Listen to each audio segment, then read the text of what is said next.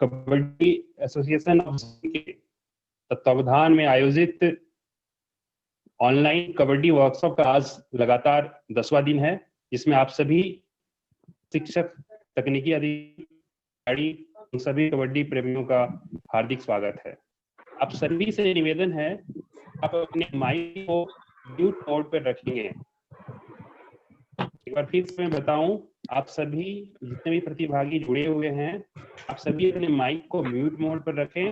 जब आपको कोई प्रश्न पूछना हो तभी आप अपने माइक को अनम्यूट करेंगे और प्रश्न पूछने के तुरंत बाद माइक को फिर से म्यूट मोड में कर लेंगे। अगर आपको कुछ तकनीकी समस्या हो या कुछ पूछना चाहते हैं तो आप हैंड रेज का ऑप्शन से जाकर हैंड रेज करेंगे, आपको सभी को प्रश्न पूछने का मौका दिया जाएगा। इस कार्यक्रम का प्रसारण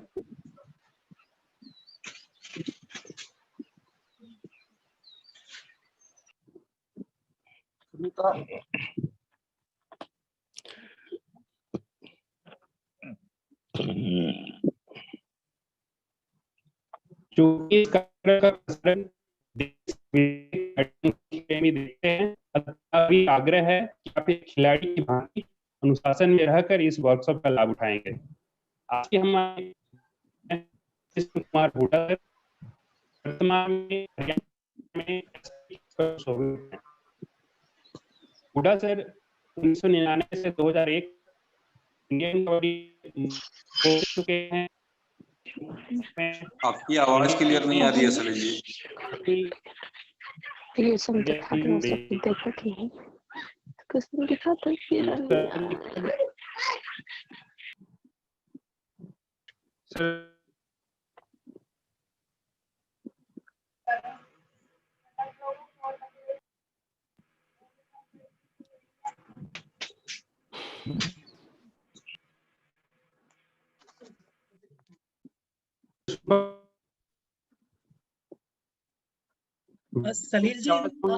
सलील जी आपकी आवाज क्लियर नहीं है।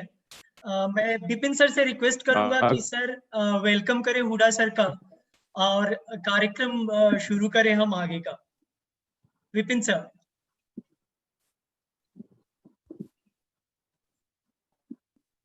Good afternoon sir.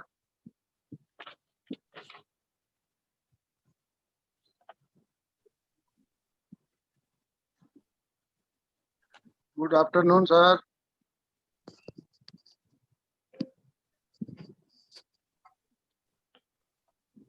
हेलो। हाँ, good afternoon boss. Good afternoon sir. Good afternoon sir. How are you, कैसे हो? सर फाइन है सर। सर आपका स्वागत है सर। सर आपका स्वागत है सर कबड्डी वर्कशॉप में सर। Thank you boss. और सभी जुड़े हुए तमाम टेक्निकल पदाधिकारी, प्रशिक्षक एवं खिलाड़ी की ओर से आपका हार्दिक स्वागत है सर। धन्यवाद सर। आप इतना व्यस्त समय में व्यस्त कहीं रहते हैं सर, फिर भी समय निकाले हैं, इसके लिए sir kabaddi association of Jharkhand और आपका आभार है सर। नहीं बॉस, हमारे को आदेश हुआ था, हमारा छोटा भाई दुलिया बोले वहाँ तो हमारे सेक्रेटरी साहब को मैंने यस कर दिया। वहाँ कोई बात नहीं भाई, हम आपने जो बोला उसको जरूर, जैसा भी हमें नॉलेज है आपको जरूर बोलेंगे, ब्रीफ करेंगे sir. Sir sir sir sir sir sir आपके बानी से सर ये लोग रूबरू होंगे और आने वाले समय में सर आपके प्रेरणा स्रोत ये लोग ग्रहण करेंगे और उससे अपने बच्चों को आगे की ओर ले जाएंगे sir. Thank you sir. Sir welcome sir. Vikas sir. Sir मैं स्टार्ट करूं सर मैं। विकास सर स्टार्ट करें सर। सर प्लीज शुरू करें आप। हाँ sir, good afternoon everybody. Good afternoon sir. आज का जो मेरा टॉपिक है, how to prepare the good player and good team. मैं आपको बताना चाहता हूं कि हरियाणा के लिए जब मैंने कोचिंग स्टार्ट की थी, कोई भी ऐसा मेडल नहीं है जो मैंने नेशनल स्तर पर नहीं जीता, जिसमें के सारी टीम मेरे द्वारा ही ट्रेंड करी गई थी।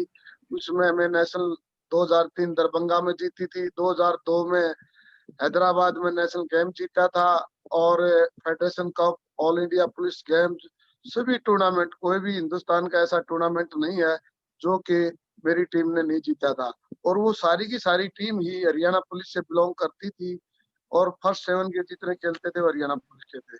उसमें सबसे अच्छी बात ये थी कि जो आज का हमारा टॉपिक है कि एक अच्छा खिलाड़ी कैसे तैयार करना चाहिए और अच्छी टीम कैसे बनानी चाहिए, उसके बारे में मैं आपको बताना चाहता हूँ। क्योंकि हमारे पास जब भी कोई खिलाड़ी आता है तो उसके बारे में हमें कोई भी नॉलेज नहीं होता है। जब उस खिलाड़ी को हम देखते हैं, उसको थोड़ा थोड़ा 1 हफ्ता 10 दिन के बाद हमारे पास प्रैक्टिस करता है, तो हमें पता लगता है ये बिगिनर है या इसको कुछ नॉलेज है, और उसके तहत फिर उसका हमें शेड्यूल बनाते हैं। शेड्यूल बनाने के बाद कंटिन्यू उसकी प्रैक्टिस कराते हैं। प्रैक्टिस कराने के बाद उसको काफी मोटिवेट भी करते रहते हैं बीच बीच में। उसकी पिछली प्रीवियस से अगर कोई एडवांस प्लेयर आ जाता है तो हम उसकी प्रीवियस परफॉर्मेंस के बारे में भी पता करते हैं कि कितना अच्छा कहाँ कहाँ खेला है ये। क्योंकि कई कंट्रीज है जैसे दूसरे गेमों के हैं, उसकी एक फाइल बनती है खिलाड़ी की, जो स्टार्ट करता है गेम को, तो अगर स्कूल में जाता है तो स्कूल में जो जो काम उसने किया, कितना अच्छा खेला है, उसकी व्यवहार कैसा है, बिहेवियर तो नहीं करता है, तो ये सभी चीजें उसकी फाइल बन जाती है। फिर हाई स्कूल जाता है तो हाई स्कूल में भी फाइल चली जाती है। फिर कॉलेज में जाता है तो कॉलेज में फाइल चली जाती है। अगर नेशनल स्तर पर चला जाता है तो उस खिलाड़ी का वहाँ भी सारा बायोडाटा होता है। तो कोच को समझने में काफी सुविधा होती है जो पिछला कोच होता है। क्योंकि हमारे भारत में बहुत सारे कोचिज हो जाते हैं, क्योंकि बिगनिंग कहीं से स्टार्ट करता है, उसके बाद थोड़ा एडवांस खिलाड़ी हो जाता है, फिर कहीं दूसरी जगह चला जाता है, उससे थोड़ा एडवांस हो जाता है, वो फिर कहीं और कहीं चला जाता है, और उसके बाद नेशनल कैंप में चला जाता है, फिर दूसरा कोच आ जाता है। तो उसके व्यवहार और उसकी एक्टिविटी के बारे में पता नहीं है कितना किस प्रकार का खिलाड़ी है। तो हमारा ये पिछला रिकॉर्ड भी खिलाड़ी का प्रिपेयर करवाना एक कोच के लिए बहुत ही जरूरी है, जब भी जहाँ भी जिस कैंप में भी आता है। और सबसे ज्यादा तो मैं इसमें एक अच्छा खिलाड़ी जो प्लेयर तैयार करना, उसके लिए मैं यही कहूंगा, जो मेरा एक्सपीरियंस है, जितना मेरा एक्सपीरियंस है, मैं कोई तैयारी नहीं, कुछ नहीं, मैं अपने एक्सपीरियंस के अनुसार से आज आपके सामने रूबरू हूँ। को एक लंबा कोच अगर किसी खिलाड़ी का है तो मेरा आइडिया है कि वो परफॉर्मेंस अच्छी देगा, क्योंकि हमेशा ही एक कोच को उस खिलाड़ी के हैबिट का पता होता है, वो कितना लोड उठता है, कितना उसके मोटर क्वालिटी है, फिटनेस कितनी है, उसके बाद वो उसके ऊपर उसकी परफॉर्मेंस को रेज करने के लिए उसके शेड्यूल अनुसार उसके शेड्यूल को बढ़ाता रहता है। और जब कभी अलग अलग कोचिज के पास जाते हैं, जैसे आपका पूरा स्टेट है, स्टेट के बाद नेशनल कैंप के लिए एकदम खिलाड़ी आ जाते हैं, तो अलग अलग उनके बारे में सोचना पड़ता है। स्टेट चैंपियनशिप में देखते हो आप लोग, उसकी परफॉर्मेंस के आधार पर आप उसका सिलेक्शन करते हो। सिलेक्शन करने के बाद फिर आप उस खिलाड़ी के बारे में एक 10 दिन का कैंप होता है, जो कि बहुत शॉर्ट कैंप है। आप लोगों को फेडरेशन एसोसिएशनों को भी थोड़ा लंबा कैंप लगाएं, तो उसके कोच को ये पता लगेगा कि ये किस किस टाइप की है, इसकी मूवमेंट कैसी कर रहा है, ये किस टाइम पर सब्स्टिट्यूट के तौर पर काम कर सकता है, फर्स्ट 7 में काम कर सकता है, उसको ऑब्जर्व करने का काफी समय मिल जाता है। और आज कबड्डी बहुत एडवांस हो चुकी है।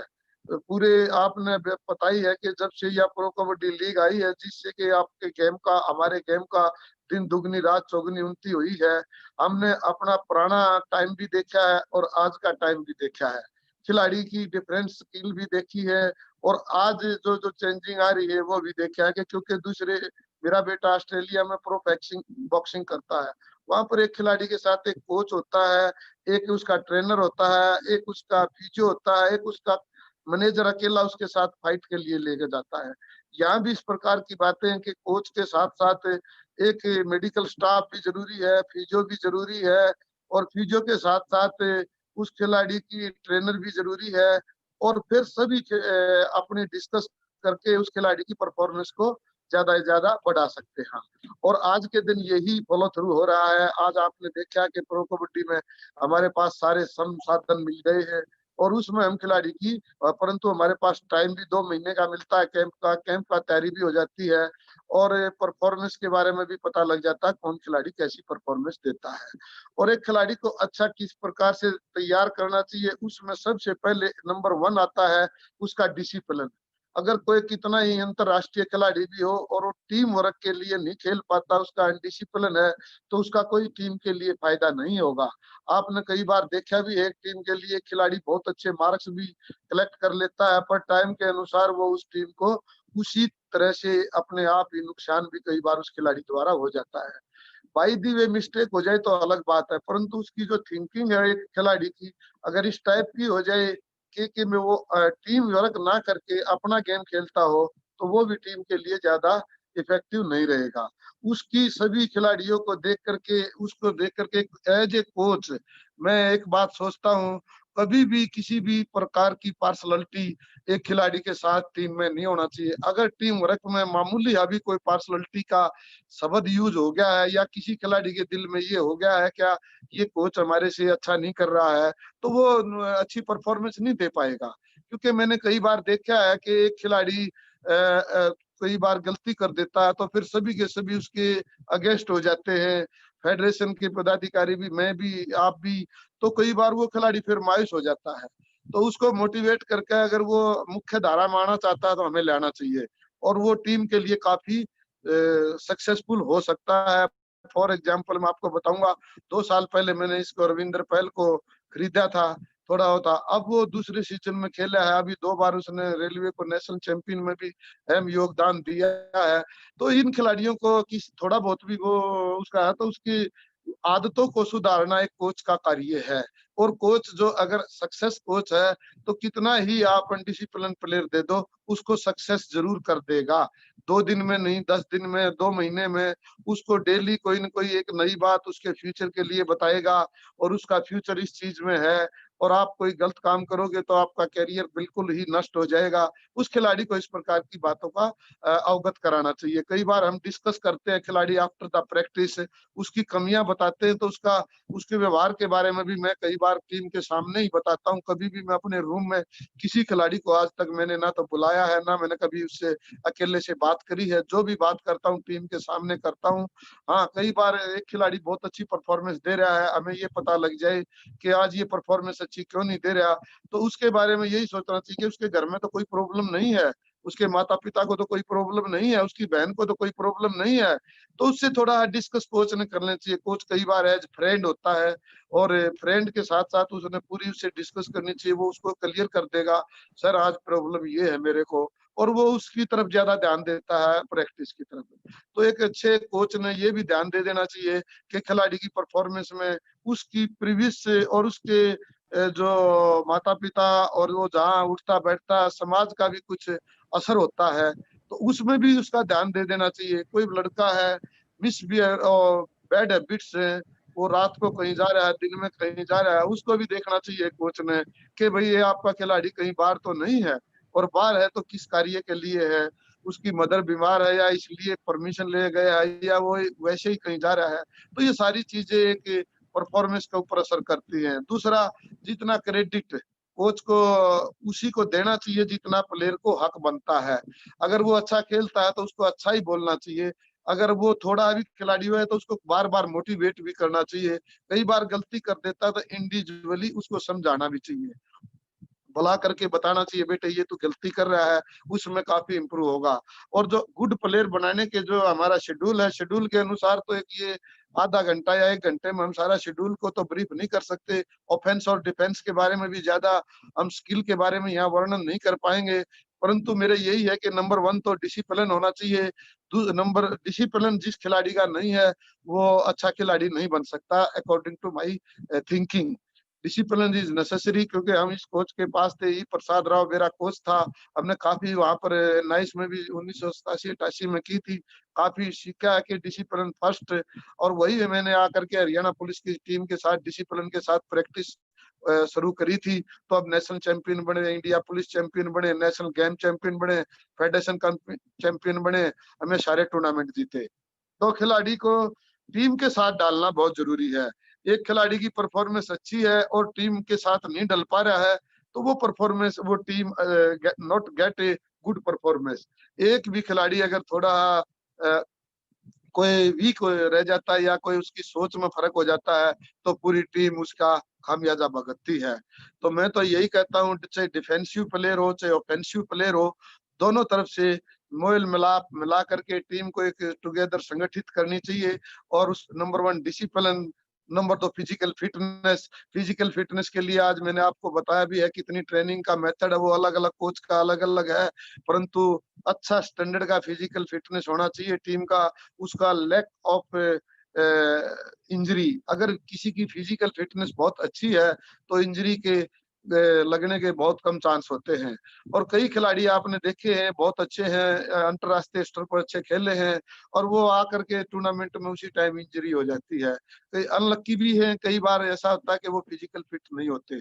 मैं यही समझता हूँ जो ज्यादा अनफिट खिलाड़ी है उन्हीं के चोट लगने के ज्यादा चांस होते हैं।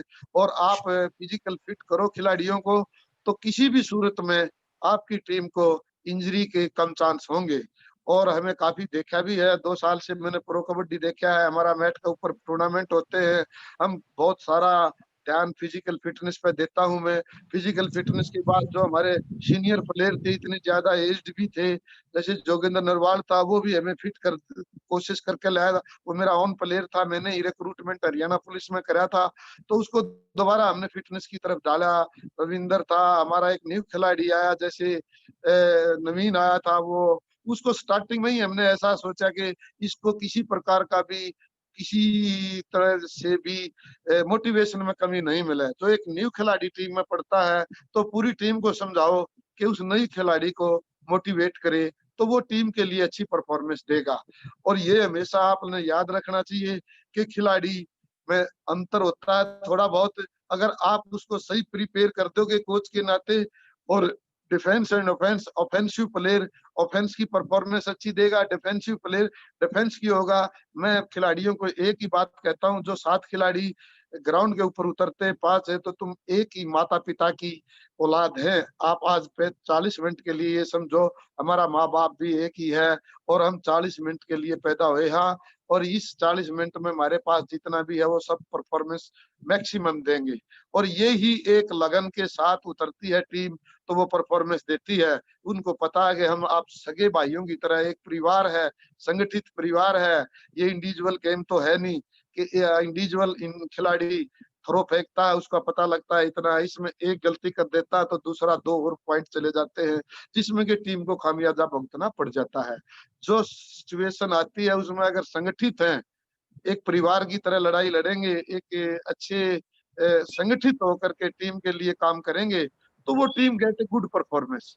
और किसी प्रकार की, मैं ये समझता हूँ कि कोई चांस ही नहीं कि जो टीम परफॉर्मेंस ना दे। वो नेशनल स्तर के खिलाड़ी हैं आपके पास, तो नेशनल स्तर की परफॉर्मेंस देंगे। अगर स्टेट स्तर के खिलाड़ी हैं तो स्टेट स्तर की भी मैक्सिमम परफॉर्मेंस देंगे। आप एक स्टेट का एक जूनियर खिलाड़ी है, उसने एकदम अगर ये चाहो कि आज ही नेशनल का गोल्ड लेगा, दैट इज नॉट, मुझे लगता नहीं कि एकदम इतना होगा, परंतु उसको रेज करेंगे हम, उसको मोटिवेट करेंगे, आ जाता है टीम में, नेक्स्ट टीम में आ जाता है। कभी भी कोई भी है, आज के दिन की बात छोड़ो, पिछली कोई भी सास स्टार्टिंग में नहीं बनती, पहले बहू बनती है, दोबारा जो फिर वो उसका बेटा शादी होता था, फिर सास बनती है। इस प्रकार खिलाड़ी का भी है, उसका भी एकदम इतना जल्दी नहीं होता है, slow slow slow slow raise होता रहता है। फिर वो कैप्टन भी बनता है भारत का, और नेशनल स्तर का अच्छा खिलाड़ी भी बनता है, तो वो टीम का मालिक भी बनता है। तो अच्छे खिलाड़ी को यही है, जो सीनियर खिलाड़ी है उसने जूनियर खिलाड़ी को कोशिश करना चाहिए कि उसको मोटिवेट करके अपनी टीम में रखे। मैं यही कोशिश करता हूँ, कप्तान की जिम्मेवारियां लगाता हूँ, टीम के अंदर इनको मोटिवेट करोगे और डिस्करेज नहीं करोगे। कोई गलती हो जाएगी तो आप इनको कुछ नहीं बोलोगे, समझाओगे, और मैं हूँ बाहर, मैं अपने आप ही इनको ऊपर कंट्रोल करूंगा। कई बार आप देखते हो कोच भी एंग्री हो जाता है, मैं भी कई बार एंग्री होया हूँ, गुस्से में होया हूँ, परंतु ये गलत है, मैं अपने आप को भी गलत मानता हूँ। पर एक इमोशनल टाइप जो खिलाड़ी के ऊपर कोच कई बार हो जाता है, तो कोशिश करनी चाहिए कि उसको समझाना ही चाहिए। इमोशनल ज्यादा एग्री नहीं होना चाहिए। एक कोच को भी काफी अपने आप को कंट्रोल में टीम के साथ रखना चाहिए। और आज के दिन आपका कितना परफॉर्मेंस, आपकी हर परफॉर्मेंस के बारे में पूरा वर्ल्ड देख रहा है, क्योंकि कबड्डी आज नॉट एक कोई देहाती गेम नहीं रहा है। आप लोगों ने इस कबड्डी को, हमारी फेडरेशन ने, हमारे इसने क्या बोलते हैं, काफी टेक्निकल स्टाफ ने बहुत ही अच्छा रोल अदा कर करके कबड्डी को कहाँ पहुंचा दिया है। कोचिज ने बहुत ही अच्छा रोल है। और आज हम देखते हैं कि हमारा एक अच्छे खिलाड़ी है, टीम तैयार होगी है और वो टीम ग्राउंड पर उतर गई है। उतरते ही किसी प्रकार से कोई डिस्प्यूट हो जाता है, टेक्निकल डिस्प्यूट हो जाता है, तो रेफरी की तरफ भागते हैं। उससे भी टीम की परफॉर्मेंस अप होने की बजाय डाउन होएगी। कोई भी खिलाड़ी आप क्रिकेट में देखते हो, कई बार गलत भी हो जाता है तो खिलाड़ी अपना बल्ला लेकर के सचिन तेंदुलकर चल पड़ता है। इसी प्रकार जितना सीनियर खिलाड़ी हो उतना ही उसने डिसिप्लिन का ज्यादा परिचय देना चाहिए। अगर किसी टेक्निकल ऑफिशियल से कोई गलती भी होगी है तो उसने उसी टाइम अपना ग्राउंड छोड़ के बाहर आ जाना चाहिए और अपना एक्सेप्ट कर लेना चाहिए। कोई आर्गुमेंट टाइप नहीं करनी चाहिए। चांस बहुत मिलेंगे, चांस आते ही रहते हैं, गलती हो जाती है कई बार किसी भी उससे, कि आपकी टीम पीछे से आपकी वजह से जो आपने टेम्पो बढ़ा रखा है वो डाउन ना हो जाए, इसलिए किसी प्रकार की भी आर्गुमेंट टाइप नहीं करनी चाहिए। मेरी ये सोच है। और काफी खिलाड़ी कई बार देखते हैं कि आप लोग टीम के दौरान अब दूसरी टीम के साथ भी आपस में दूसरे टाइप की बातें करते हैं, जो कि वो बाहर से भी गलत दिखाई देता है, उसको इंजरी टाइप कर देते हैं। वो भी परफॉर्मेंस के ऊपर टीम पर फर्क पड़ता है, क्योंकि दूसरे खिलाड़ी भी फिर सोचते हैं कि ये गलत करता है। एक अच्छा डिसिप्लिन खिलाड़ी होगा तो पूरा भारतवर्ष, पूरा वर्ल्ड उसकी इज्जत करता है। इज्जत करता है उसकी, उसको जहां भी जाता है तो इज्जत मिलती है, तो उसकी परफॉर्मेंस पर और भी अप होएगी। और किसी इंडिविजुअल खिलाड़ी को अपना इस प्रकार का व्यवहार नहीं करना चाहिए जो टीम में अलग से दिखाई दे, जिसमें कि सभी उसको ये समझेंगे कि ये खिलाड़ी ठीक नहीं है, तो उसकी परफॉर्मेंस पर काफी असर पड़ेगा। तो मैं आप लोगों को, सभी जो भी मेरी बातें सुन रहे हैं, उनको एक ही बात कहना चाहता हूं कि जो खिलाड़ी सुन रहे हैं उनको, तो आप हमेशा डिसिप्लिन और अपनी परफॉर्मेंस की तरफ ध्यान दें और दूसरी बातों की तरफ कोई भी ध्यान न दें। और रही फिजिकल फिटनेस की, फिजिकल फिटनेस आप जितनी करोगे उतना ही आपका प्रेफरेंस, आपकी परफॉर्मेंस पर असर पड़ेगा। और स्किल के बाद अब आता हूँ स्किल पर, ऑफेंसिव और डिफेंसिव। आपकी जो एक बार मूवमेंट रॉन्ग, जब बिगिनर खिलाड़ी आता है, अगर उसकी शुरू में ही रॉन्ग मूवमेंट हो जाती है, टो टच करते हो, अगर आपकी टो सीधी नहीं होती है, आधे पैर से जाती है, तो वो आपकी बैड हैबिट्स हो जाती है। उसको एकदम उसको दूर करना बड़ा मुश्किल हो जाता है। सीनियर कोच के भी नहीं कर पाएगा, क्योंकि आपकी पूरे लाइफ की आप मूवमेंट गलत हो जाती है। स्टार्टिंग में ही जब आप मैच गेम स्टार्ट करते हैं तो खिलाड़ी से कराते हैं, तो उसकी स्किल प्रैक्टिस प्रॉपर होनी चाहिए। अगर उसका हैंड टच, टो टच है, बैक किक और या स्केपिंग द होल्ड, सारी चीजें हैं, तो ये करते जो भी आपकी ऑफेंसिव स्किल है, ऑफेंसिव खिलाड़ी को शुरू प्रॉपर होनी चाहिए। अगर एक बार बैड हैबिट्स होगी तो आप उसको दूर नहीं कर सकते हो, फिर उसकी बैड हैबिट्स रही रहेगी, आप उसको इम्प्रूव तो कर दोगे, परंतु आप उसको पूरा छुटवाना बहुत मुश्किल हो जाएगा। और यही डिफेंस की स्किल है। एक बार उसका एंकल होल्ड, थाई होल्ड और ये प्रॉपर वे से जो हमारे स्किल है उसके अनुसार जो सिखा रखा है कोच ने, वो प्रॉपर फॉलो थ्रू करेंगे, तो फिर उसका आपकी टीम में फिर उसको परफॉर्मेंस के साथ जोड़ेंगे। स्किल प्रॉपर, डिफेंसिव, ऑफेंसिव, फिर उसको टुगेदर इकट्ठी प्रैक्टिस करते हैं तो फिर उसका कॉम्बिनेशन बनाते हैं। कौन सा खिलाड़ी आगे से पीछे कम लेट आ रहा है, कौन सा खिलाड़ी एंकल होल्ड के बाद कवर लेट आ रहा है, तो इन चीजों के सारे बात सिखाई जाती है। तो पहले स्टार्टिंग में ही खिलाड़ी को उसकी प्रॉपर स्किल सिखाओ, स्किल के बाद ही उसको बाद में उसने कॉम्बिनेशन की तरफ ले जाओ। उसकी फिटनेस और डिसिप्लिन, फिटनेस, प्रॉपर स्किल, फिर उसको कॉम्बिनेशन की, ऑफेंस डिफेंस अलग अलग हो जाते हैं। ऑलराउंडर भी खिलाड़ी है, दोनों तरफ करते हैं। फिर उसको कॉम्बिनेशन की तरफ खिलाड़ी को ले जाओ, उसका व्यवहार मिसबिहेव ना करे टीम के साथ। एक कैच हो जाती है तो उसको कहते तू तो हर बार ही कैच कराता रहता है, तो वो जो ऑफेंसिव प्लेयर है वो कई बार डिमोरलाइज हो जाता है।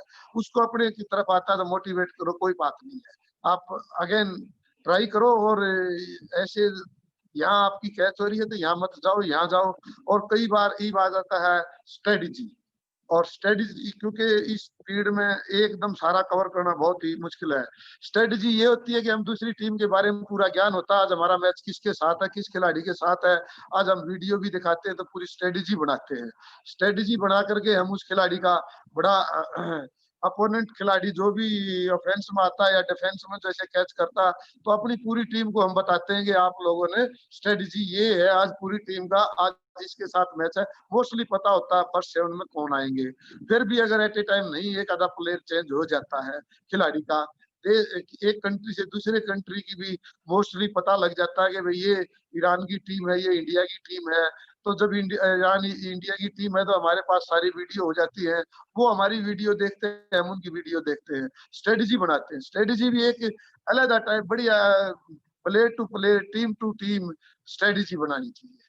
अब ये खिलाड़ी यहाँ पर ये करता है तो हमारे को अपने रेडर को ये करना चाहिए। जो भी आप लोगों को नॉलेज है उस कोच को जितना भी नॉलेज है वो उसको स्ट्रेटेजी के अनुसार सभी खिलाड़ियों को player to player, team to team strategy बनाता है। दूसरी बात आ जाती है टैक्टिक्स। टैक्टिक्स हम एट ए टाइम बना लेते हैं, जो मैच के दौरान चलता है टैक्टिक्स होता है। कई बार हमारा मेन कॉर्नर बैठ जाता है, राइट कॉर्नर बैठ जाता है, हम लेफ्ट की तरफ से रेडर होता है जो हमारा इफेक्टिव रेडर है उसको भेज देते हैं। तो हमारे को ये भी होना चाहिए कि भाई कौन बाहर है टीम से, कौन अंदर है। अब हमारा कौन सा रेडर ज्यादा इफेक्टिव हो सकता है, 3 में कौन है, 2 में रेडर कौन सा इफेक्टिव है, 5 में हमारा रेडर कौन सा इफेक्टिव है, ये कोच को पता होता है। क्योंकि हमारे सभी कोचेज जो बहुत ही इंटेलिजेंट है, सब कोचों को अपनी टीम के बारे में पता है कि 5 खिलाड़ी रह जाते, 3 खिलाड़ी रह जाते, 2 खिलाड़ी रह जाते, तो कौन कौन सा रेडर इफेक्टिव है। और कई बार हमारा जो बाहर खिलाड़ी होता है सब्स्टिट्यूट लेते हैं, डिफेंस की तरफ भेजते हैं, तो हमें एट ए टाइम पता होना चाहिए कि ये थाई होल्ड कर सकता है, ये एंकल होल्ड कर सकता है, ये डाई मार सकता है, हमें एकदम किस टाइम आउट लेकर के सब्स्टिट्यूट करते हैं। ये सारी स्ट्रेटेजी, ये सारी टैक्टिक्स भी कोच के पास होती है, और एक अच्छे कोच को ये अप्लाई करनी चाहिए। बाद में 40 मिनट के बाद समय नहीं मिलता, तो जब समय नहीं मिलता तो फिर आदमी कुछ भी नहीं कर पाता है, फिर तो टाइम निकल जाता है। तो जो भी एट ए टाइम टैक्टिक्स है उसके बारे में एक कप्तान को भी ज्यादा, जो अगर सीनियर प्लेयर अच्छा खिलाड़ी कप्तान बना दिया जाता है तो उसको भी अंदर से प्रैक्टिस एकदम से पता लग जाता है कि किस खिलाड़ी को। आप लोग देखते भी हो कि कप्तान हमेशा उस खिलाड़ी को रेड के लिए भेजता है। हमारे को भी अब बहुत सारा टाइम दिया, 30 सेकंड बोलने का टाइम दिया खड़ा होकर के प्रो में, तो हम भी अपने खिलाड़ी को बोलते हैं अब इसको रेड भेज दो। अपने कैप्टन को बोल देते हैं भाई आप इस खिलाड़ी को रेड भेजो, नंबर 5 को नवीन को भेजो, नरवाल को भेजो, किसी को भी भेजो, हम अपने आप बताते रहते हैं। ये टैक्टिक्स का एक पार्ट है, ये एक अच्छे कोच के लिए बहुत ही जरूरी है, क्योंकि टाइम टू टाइम खिलाड़ी को सामने से पता लग जाता है कि भाई कितने खिलाड़ी हैं अपोनेंट टीम में। ये है स्ट्रेटेजी हमारी, हम पहले ही बना के चलते हैं कि जब हम अपनी सारी वीडियो दिखाते हैं तो हम पूरी टीम को बिठा करके स्ट्रेटेजी बनाते हैं, भाई ये खिलाड़ी खेल लेंगे ना। मोस्टली अगर उसके अनुसार हम 12 खिलाड़ियों की बना देते हैं स्ट्रेटेजी, ये आएंगे तो ये खेल लेंगे, तो इस प्रकार से होगा, ये आएगा तो ये होगा। मोस्टली तो वही 8-10 प्लेयर होते हैं, उन्हीं में से 8-9 प्लेयरों में से फर्स्ट 7 में आते हैं। तो ये सब सारी चीजें बहुत एडवांस टीम के लिए, कोच के लिए बहुत जरूरी हो जाता है। और सबसे जरूरी है कि लीडर होकर के टीम जब एक कोच संगठित कर देता है कंबाइंड टीम को प्रैक्टिस में बहुत ही ज्यादा, और पार्सलिटी एक कोच ने ना करके जब उस खिलाड़ियों के दिल में ये आ जाती है कि कोच साहब हमें कुछ न कुछ दे रहे हैं, तो खिलाड़ी अपना मैक्सिमम देने के लिए करते हैं। अगर हम एक खिलाड़ी का राइट है कि ये खिलाड़ी हमारा फर्स्ट 7 का काफी अच्छा है, हम 1% हमारे से गलती हो जाती है उसको बाहर बैठा देते हैं, तो वो उसको फिर हम डालते हैं तो वो कुरेदता है, उसका दिल कई बार दुखता है, तो वो अच्छी परफॉर्मेंस नहीं दे पाता। कई बार हमारी सोच में भी गलती हो जाती है, कई बार खिलाड़ी की सोच में भी गलती हो जाती है, वो सोचता है मैं बहुत अच्छा हूँ, मैं इससे अच्छा हूँ, तो कई बार उनको आपस में बिठा करके टीम खेलने से पहले ये बोलते हैं, मैं तो खासकर यही बोलता हूँ कि भाई कोई बात नहीं, आपको चांस मिलेगा। अगर ये ठीक नहीं कर पाएगा तो आप लोगों को चांस मिलेगा। बिल्कुल बता करके चलता हूँ। 12 प्लेयर जो टीम में होते हैं उनको हम तो क्लियर कर देता हूँ, मैं सुबह ही क्लियर कर देता हूँ, शाम को मैच होता है और सबको बता देता हूँ ये फर्स्ट 7 खेल लेंगे और सारा का सारा उनकी स्ट्रेटेजी बनाता हूँ। आप लोग 8वां आपको सब्स्टिट्यूट इस टाइम पे लूंगा, आपको ये आउट हो गया, जरूरत पड़ी तो ये हो गया। तो ये सारी हम स्ट्रेटेजी बना करके चलते हैं। ये एक एडवांस टीम के लिए बहुत ही टीम है जो कि अच्छी गुड टीम बन सकती है। और अच्छा खिलाड़ी के लिए जो हमने एक गुड प्लेयर तैयार करने के लिए मैं आपको सबसे पहले बता चुका हूँ डिसिप्लिन। और ये भी एक मैं बात दोबारा कहना चाहता हूँ कि एक लंबा कोच उसका होना चाहिए, उसके पास लंबे समय तक खिलाड़ी रहने चाहिए। जैसे मेरे पास हरियाणा पुलिस की टीम थी, 10-10 12-12 साल तक कंटिन्यू मेरे साथ ही रही थी, मैं ही उनका कोच था। उसकी परफॉर्मेंस का सभी का जिम्मेवार मैं ही रहा था। तो इस प्रकार से अगर कोई स्टेट में भी कोई है अच्छी टीम बन रही है तो उसको मैं ये कहता हूँ कि अगर सीनियर प्लेयर आ जाए तो जो आपका सीनियर कोच हो तो उसको ज्यादा से ज्यादा जो अच्छा मेहनत करता हो, जूनियर खिलाड़ी कोच भी अगर कोई ज्यादा मेहनत कर रहा हो, मेरी सोच है उसको लंबा समय देना चाहिए। उसको अच्छा समय दे, वो हर नेशनल में भी जाएगा, वहां भी कुछ सीखेगा। मैं भी आज हर खिलाड़ी से सीखता हूँ। कोई कोच भगवान नहीं है, हर टेक्निक टैक्टिक्स बदलती रहती है। कई बार कोई खिलाड़ी इस टाइप से टेक्निक कर देता है, वो कभी हमारी टेक्निक में होती भी नहीं है। तो वो हम देखते हैं, देखो इस खिलाड़ी ने ये किया, तो बहुत सारी चीजें सीखने को मिलती है।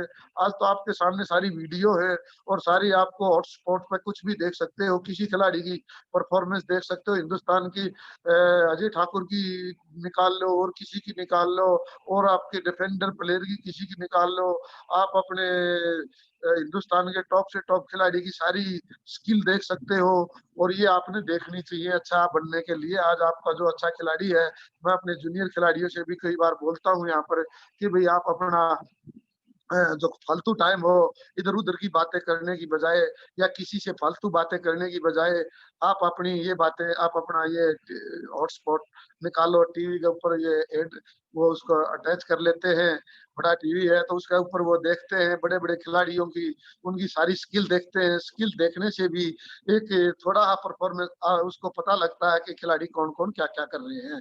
आज के दिन तो 6 साल का बच्चा भी हमारी परफॉर्मेंस के बारे में बता देता है। जब मैं प्रो कबड्डी में कोच था तो कई बार हमारे को हमारे सीनियर भी फोन करते थे कि आपके खिलाड़ी ने ये गलत काम किया है, तो वो दूर करने की कोशिश करनी चाहिए। क्योंकि आप लोगों ने कबड्डी को इतना ऊंचा पहुंचा दिया है तो आपकी परफॉर्मेंस, आपकी स्किल के बारे में लोग भी बताने लग रहे हैं कि आप लोग इस टाइप की गलती कर रहे हैं, वो दिख जाती है। क्योंकि ये इंडियन गेम है, घर घर में कबड्डी खेलते हैं। हमारे हरियाणा में तो ऐसा हो रहा है कि हर गाँव में अखाड़ा वो ग्राउंड बन गए हैं, हर 15 किलोमीटर के ऊपर एकेडमी बन गई है। तो खिलाड़ी प्रैक्टिस करते हैं, प्रैक्टिस करते तो उनको पता लग जाता है कि कौन खिलाड़ी कैसा है, किस प्रकार की गलतियां कर रहे हैं। तो मेरी सोच है कि आपको जो मैंने अच्छा खिलाड़ी बनने के लिए बताया है, discipline, fitness, all motor quality, उसके बाद फिर डिफेंसिव ऑफेंसिव स्किल प्रॉपर होनी चाहिए, उसके बाद कॉम्बिनेशन, फिर एक गुड टीम बन जाती है। और मैं उसके लिए सबसे ज्यादा तो आप लोगों को एक ही रिक्वेस्ट करूंगा कि आप स्टेट की टीम बनाओ या नेशनल की टीम बनाओ या कोई प्रो कबड्डी की टीम बनाओ, तो आपको एक ज्यादा से ज्यादा समय मिलना चाहिए कोच को। उस कोच को आप समय दोगे, उसकी एबिलिटी के अनुसार कोच लगता है, जो योग्य होता है उसी को योग्यता मिलती है। अगर योग्य नहीं होगा तो उसको आप उसको बार बार उसी को दोगे और वो कर नहीं पाएगा तो कुछ नहीं है। क्योंकि टीम वर्क है, इसमें major role of the captain and coach. बहुत ही ज्यादा कोच का भी रोल है, कैप्टन का भी रोल है, टीम का भी रोल है। उनको संगठित रखना, कंबाइंड प्रैक्टिस कराना, कॉम्बिनेशन कराना, उनको एक जगह एक सुई के नाके से निकालना, ये कोच की बहुत बड़ी अहम ड्यूटी है। और तभी टीम एक अच्छी बन सकती है। कोच जभी सक्सेसफुल हो सकता है जब वो उसकी सोच में बहुत ही पारदर्शिता होगी और वो एक भगवान का रूप की तरह बात करेगा कि ये जो स्टूडेंट है ये सब बराबर के हैं, एक कोई गलत है उसको भी गलत ना बोला है, वो गलती भी करता है, काम भी गलत करता है, उसको परफॉर्मेंस भी नहीं देता है और आप उसको चोटी पे भी बिठाए रहेंगे तो मेरी अनुसार कुछ नहीं है वो, चाहे वो कितना बड़ा खिलाड़ी हो। मेरी सोच यही है। मैं कभी भी ये नहीं सोचता हूँ, मेरे काफी खिलाड़ी जो मेरे ओन स्टूडेंट हैं, अर्जुना अवार्ड भी हैं, ये रमेश है, शमशेर सिंह नरवाल है, और मेरे 8-10 खिलाड़ी थे जो इंडिया के लिए खेले हैं, जो मैंने प्रॉपर 8-10 साल कोचिंग करके खुद ही तैयार करे हैं, और वो खिलाड़ी आज भी मेरे ही हैं। और मैं जब भी उनसे आवाज करता हूँ, वो मेरे से आज भी डिस्कस करते हैं, कभी कहीं बैठे हो तो किसी बात के बारे में पूछते हैं। तो हम प्रॉपर एक कोच और प्लेयर का हमारा नाता है, तो इस टाइप का कोच और प्लेयर का एक जैसे बाप और बेटे का, भाई भाई का होता है, उस प्रकार का नाता होना चाहिए। एक जैसे सगे भाई चलते हैं, कई बार भाई बन जाते हैं, कई बार बाप बेटा बन जाते हैं, कई बार बहुत गहरे दोस्त बनना पड़ता है, और तभी परफॉर्मेंस अच्छी होती है। और ये भी नहीं है कि उस खिलाड़ी को एक खिलाड़ी बहुत अच्छा कर पाया है पीछे और अभी टीम के लिए फ्रैक्शन बाजी कर रहा है, तो देखो वो कितना ही अच्छा हो, मैं तो यही कहूंगा उसको समझाओ। अगर वो अपने मुख्य धारा में नहीं आता तो मैं अनडिसिप्लिन खिलाड़ी को कभी भी पसंद नहीं करता हूँ। ये मेरी एक अपनी पूरी लाइफ का एजेंडा है। पूरे एक मेरे हरियाणा में सभी ने पता है कि मेरे पास जो खिलाड़ी आएगा वो अनडिसिप्लिन बिल्कुल नहीं रह सकता, या तो वो रहेगा या फिर मैं चला जाऊंगा, दो में से एक जरूर जाएगा। या तो वो सुधर जाएगा, नहीं सुधरेगा तो कोई और रास्ता हो जाएगा। तो मैं कोशिश यही करता हूँ कि उसको सुधार ही लेता हूँ। आज तक कोई भी ऐसा खिलाड़ी मेरे सामने नहीं बात हुई है, चाहे मैं कहीं भी नेशनल में भी मैंने जो जीता है, कि जो खिलाड़ी मेरे अनुसार ना डला हो, मैंने डाल लिया है और उसको अच्छी परफॉर्मेंस जितनी उसकी कैपेसिटी है उसकी दिलवाई है। ये एक अच्छा कोच और अच्छे टीम और की परफॉर्मेंस देने के लिए बहुत ही जरूरी है, गुड टीम बनाने के लिए। और आप उसको 5 दिन प्रैक्टिस कराते हो तो आप उससे क्या प्रैक्टिस, क्या परफॉर्मेंस लोगे? आप उसकी प्रीवियस सारी रिकॉर्ड है आपके पास, प्रीवियस सारी प्रैक्टिस करा रहे हो, प्रीवियस सारा आपके पास है, इंडिया टीम भी का भी आप कोच लग रहे हो, आपको टाइम मिल रहा है, बार बार टाइम मिल रहा है, तो उसको पता होता है कि ये पूरी इंडिया टीम कैसी है, ये खिलाड़ी कैसा है, ये इंटरनेशनल स्तर पर कैसा खेल रहा है, पाकिस्तान के साथ कौन सा खिलाड़ी अच्छा खेल रहा है, ईरान के साथ कौन सा खेल रहा है, सारी कोच को पता होता है। कई बार कई आधा खिलाड़ी क्या होता है, वो किसी टीम के साथ नहीं खेल पाता है, तो कोई जरूरी नहीं, हमारे पास 12 खिलाड़ी होते हैं, वो इक्वल है। हमें विश्वास दूसरे खिलाड़ियों पे भी करना चाहिए। मैं कई बार अच्छे खिलाड़ी को भी सब्स्टिट्यूट कर देता हूँ और करना भी चाहिए, और उसमें खिलाड़ी भी बुरा नहीं मानता। कई बार खिलाड़ी को पता है तेरी परफॉर्मेंस आज अच्छी नहीं है, तो सबका कभी कभी ये टाइम नहीं होता, टाइम भी एक आध बार कभी खिलाड़ी का नहीं परफॉर्मेंस दे पाता, तो हम कोशिश करते हैं उसको सब्स्टिट्यूट कर ले, वो टीम के बेनिफिट के लिए है। हमको एक अच्छे खिलाड़ी की इज्जत ये नहीं है कि हम उसको हम की तोहिन कर रहे हैं, नहीं नहीं नहीं, उसको भी पता है कि आज हम अच्छी परफॉर्म का, आपने देखा है फुटबॉल है, कितने अच्छे अच्छे खिलाड़ी कई बार उसको बाहर निकाल लेते हैं, क्लब की ये टीमें होती हैं। और ये चीजें बहुत सारी एक एक कोच को और खिलाड़ियों को पता होना चाहिए किस टाइम पे क्या होता है, वो अंडरस्टैंडिंग भी होनी चाहिए, भी खिलाड़ी भी समझ जाना चाहिए कि अब ये बाहर जा रहा हूँ तो मेरी परफॉर्मेंस की मेरी बजाय ये दूसरा खिलाड़ी मेरे से भी अच्छा खेलेगा, ये टीम के लिए बेनिफिशियरी है। और सबसे पहले जो हमें स्टार्ट किया था डिसिप्लिन, और लास्ट में हम पहुंच गए हैं स्ट्रेटेजी, टैक्टिक्स और कॉम्बिनेशन, और खिलाड़ी का व्यवहार और कोच की भी ड्यूटी, ये सारी टीमें परफॉर्मेंस के ऊपर असर डालती है। और मैं आप लोगों से रिक्वेस्ट करता हूं कि आप लोगों का भी कोई क्वेश्चन मेरे से है तो मैं आप लोगों से डिस्कस करने के लिए तैयार हूं। जो भी मुझे नॉलेज है, मैंने आपको कोई थ्योरेटिकल बातें नहीं बताई ना, मैं टीचिंग कर सकता हूँ टीचिंग में, क्योंकि कभी मैंने टीचिंग में कभी भाग नहीं लिया। कोचिंग और more difference between teaching and coaching, coaching की है, कोचिंग के अनुसार जो भी मैं आपसे बता पाया, जितना मुझे नॉलेज था, ये मैं सारा आपको ब्रीफ कर पाया हूँ। और फिर भी मैं आपसे रिक्वेस्ट करता हूँ, आप लोगों को फिर भी जो क्वेश्चन मेरी करनी है मैं करने के लिए तैयार हूँ। सर नमस्कार। नमस्कार सर। सर मैं रमेश बोल रहा हूँ, टाटा स्टील ट्रेनिंग सेंटर से। हाँ रमेश जी, धन्यवाद, बोलिए बॉस। सर मैं सर आपसे जरा जानना चाहूँगा सर अक्सर ये होता है कि हमारे टीम जो भी बनते हैं, जो भी प्लेयर निकलते हैं डिस्ट्रिक्ट से स्टेट में, तो वो जो प्लेयर स्टेट के लिए जाते हैं डिस्ट्रिक्ट से निकल के, तो जो वहाँ के कोचेस चेंज हो जाते हैं। सर आपकी रमेश आवाज नहीं आ रही है, थोड़ी ऊंची आवाज में बोलिए। सर मैं बोल रहा हूँ सर कि जब डिस्ट्रिक्ट से टीम सिलेक्शन होती है, स्टेट की ओर जाती है, स्टेट के लिए, तो वहाँ पे कोच कोई और होते हैं। तो जब कोच और होने से कभी कभी कोच क्या करते हैं कि अपने अनुसार प्लेयर को ढालना चाहते हैं।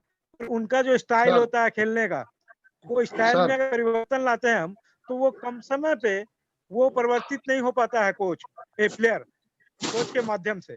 तो इस विषय को हम अगर अपने तरीके से सोचे एक कोच के नाते, तो हमारा होना चाहिए कि उनके स्टाइल में ना चेंज करके उसके अटैकिंग या डिफेंसिव ये बढ़ा देना चाहिए। ये मेरे हिसाब से होना चाहिए सर। आप अपने अनुसार से क्या सोचते हैं सर, क्या होना चाहिए? रमेश जी, मैं आपको एक बात बता देता हूँ, जो एक बार किसी खिलाड़ी की हैबिट होगी डिफेंस है या ऑफेंस है, वो उसको मूवमेंट चेंज कराना तो किसी के बस की भी बात नहीं है, भगवान भी नहीं करा सकता। तो राइट कॉर्नर से रेड करेगा और राइट से ही करेगा। स्टाइल उसके स्टाइल में कोई परिवर्तन करने में दिक्कत होती है। मैं आज्ञा आपके क्वेश्चन के ऊपर आ रहा हूँ, मैं आपको पहले मेरी बात सुनिए। आप जो मेरी सोच है, मैं ये बात आपको पहले ही कह चुका हूँ। एक कोच है, ये हमारे इंडिया में है, थोड़ा चेंजिंग है, स्टेट का है, थोड़ा दूसरा है, एसोसिएशन के लिए भी प्रॉब्लम आ जाती है, फेडरेशन के लिए प्रॉब्लम आ जाती है। नहीं, मेरी जो सोच है उसमें यही है कि जो सीनियर कोच अच्छा कोच है, जो खिलाड़ियों को खिलाड़ी भी ये समझे कि ये कोच में कुछ गुण है, तो वो अगर नेशनल का कैंप लेगा तो मुझे लगता है कि परफॉर्मेंस जरूर जितनी कैपेसिटी उतनी तो खिलाड़ी देगा ही। और जिसकी बात आपने कही उसका चेंज कराएंगे स्टाइल इतने दिन के अंदर चेंज नहीं करा सकता कोई भी। 1 वीक में, 10 डेज में या 1 मंथ में आप किसी खिलाड़ी को एकदम चेंज करना चाहोगे तो उसकी मूवमेंट जिस टाइप की अटैकिंग है वही रहेगी। आप उसको ज्यादा चेंज कर पाओगे तो मुझे लगता है कि बहुत मुश्किल है। हाँ, वही इसी बात से बोल रहा हूँ सर, नहीं एकदम कभी मैंने स्टार्टिंग में एक ही बात कही आपको, जो हम स्किल कराते हैं ना स्टार्टिंग में, स्किल और डिफेंसिव ऑफेंसिव, और वो भी प्रॉपर हो जाए, और फिर जब इसकी अटैकिंग में आ जाता, कॉम्बिनेशन में आ जाता खिलाड़ी, तो फिर हम उसको दूसरी चीजें में, अगर कोई कॉर्नर खेल रहा है राइट और उसको लेफ्ट खिलाते हैं तो एक आधा जैसे चरलाथन है खेल लेता है। नहीं तो पूरे भारतवर्ष में जो राइट खेलता है वो राइट ही खेलता है, जो लेफ्ट खेलता है वो लेफ्ट ही खेलता है, जो राइट कवर खेलता है वो राइट कवर खेलता है, जो लेफ्ट कवर खेलता है वो लेफ्ट। खुद एक आधा प्लेयर है जो दोनों साइड खेल लेता है। एक ही प्लेयर मैं जब हिंदुस्तान का चीफ कोच था तो मेरे पास था ये संजीव बालन, तो दोनों कॉर्नरों से खेलता था, ये राइट एंड लेफ्ट दोनों कॉर्नर से रेड करता था। बहुत कम खिलाड़ी हैं ऐसे। मेरा रमेश खुद का खिलाड़ी था, वो कई बार चेंज कर लेता था एक आधी मूवमेंट अपनी। तो बहुत कम खिलाड़ी हैं जो अपने आप को चेंज करे। पर मेरी सोच यही है, जो आपने क्वेश्चन पूछा है कि ये होना तो उसको चेंज नहीं कर पाएगा वो कोच इतना ज्यादा, जो मेरी थिंकिंग है। उसका जो स्टाइल है वही रहेगा, एट ए टाइम नहीं कर पाएगा। आप लंबा पीरियड दोगे, साल का उसका 1 साल का शेड्यूल दोगे, फिर उसकी कुछ चेंजिंग करने चाहोगे, 6 महीने दोगे तो आप कुछ कर पाओगे। अगर 15 दिन में आप कुछ चेंज करना चाहोगे तो मुझे नहीं लग पाता कि ये होगा। ये मेरी सोच है।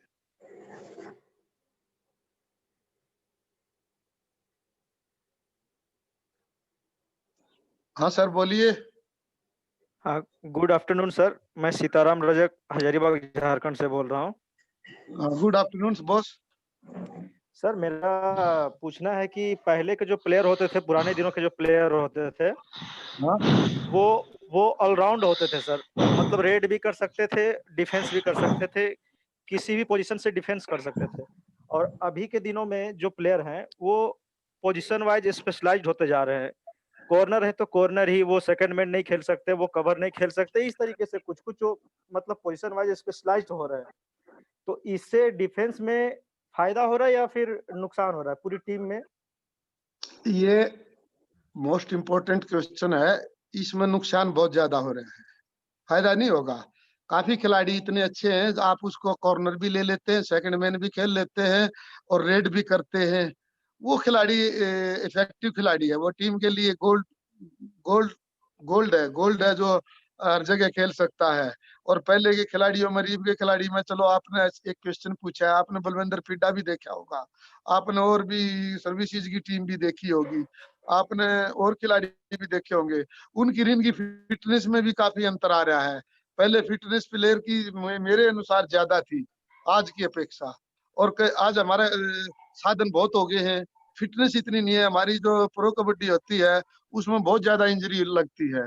पहले आपने देखा नेशनल होती थी तो इंजरी कम लगती थी। कुछ ये भी कारण है कि टूर्नामेंट 3 महीने का लंबा चलता है, इससे भी लगती है। परंतु मैंने जो पहले बताई, फिटनेस अगर खिलाड़ी की हो तो इंजरी से भी कम चांस है। जी बहुत बहुत धन्यवाद सर। सरिता, आप यहाँ कुछ पूछना चाहती हैं? आप? हाँ जी सर। हाँ नमस्कार मैडम। नमस्कार सर। हाँ सर, दिल्ली से बोल रही हूँ सरिता। सर मेरा क्वेश्चन ये है, कई बार हम जिस टीम को मतलब अपोजिट टीम के लिए तैयार करते हैं, हमें उसकी वीकनेस और उसके प्लस पॉइंट दोनों पता होते हैं। उसके बाद भी जो हमारी टीम है वो स्टार्टिंग में, मैच के स्टार्टिंग में अच्छा नहीं कर पाती, मतलब उसको टाइम लगता है एडजस्ट होने में। तो उसमें कोच कैसे उनको मतलब मोटिवेट कर सकता है या किस की, ताकि उनकी वो स्टार्टिंग जो वीकनेस है उस टीम की, उसको वो खत्म कर सके? मैडम ये तो आप उसको, मुझे लगता है शाम को मैच है तो सुबह उसकी स्ट्रेटेजी के बारे में बात करते होगी। तो मुझे तो यही लगता है कि हाँ जी, बात करते हैं सर। हाँ, तो उसकी वीकनेस भी बता देते हो, उनकी जो प्लस पॉइंट है वो भी बता देते हो। भाई इस कॉर्नर के पास जाओगे तो आप 100% कैच हो जाओगे, और फिर भी आपका रेट वही चला जाता है। तो ये तो बार बार अपने हाँ, खिलाड़ी तो उसको ना रिकवर करने में। हाँ, आप कहोगे कि वहां मत जाना, सेकंड मैन पे आपकी थाई होल्ड होगी, और ऑटोमेटिक होता है कि कोच के लिए बड़ी प्रॉब्लम है, वहीं जाता है खिलाड़ी और वहीं थाई होल्ड हो जाता है। आप बता भी देते हो, प्लेयर नहीं समझ पाता है। उसमें तो ये है कि जितनी ज्यादा अवेयरनेस करोगे ना खिलाड़ी की, तो इतनी प्रैक्टिस में भी अवेयरनेस करो, बार बार अवेयरनेस करो, फिर उसकी जो हर बार उसको समझाना पड़ेगा, बार बार कहना पड़ेगा आपके पास ये गलती होएगी, वहां पर ये काम होएगा, यहाँ वो रेडर अटैक करेगा तो आपने इतना मजबूत रहना है। स्टार्टिंग में आपने गलती नहीं करनी है, थोड़ा मोटिवेट करके थोड़ा प्रेशराइज भी करना पड़ता।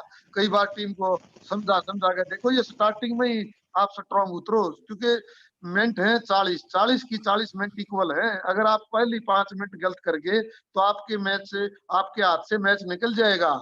आप 40 में, कई बार होया है पिछले साल हमने 6 मिनट में 7 मिनट में 2 लोने खा गए थे, हमारी 4th प्लेस जो थी, 2 लोने दबंग दिल्ली खा गई, तो वो रिकवर नहीं हो पाई थी यूपी योद्धा से।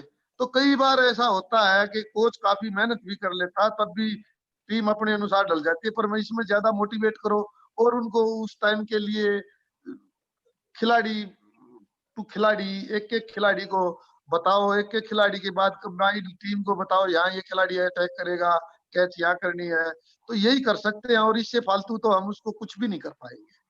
हर बार उसको मोटिवेट करना पड़ेगा। स्टार्टिंग से ही ग्राउंड पे उतरे तो उसको बड़ी जबरदस्त मतलब मूवमेंट से उसको ग्राउंड पे उतारो।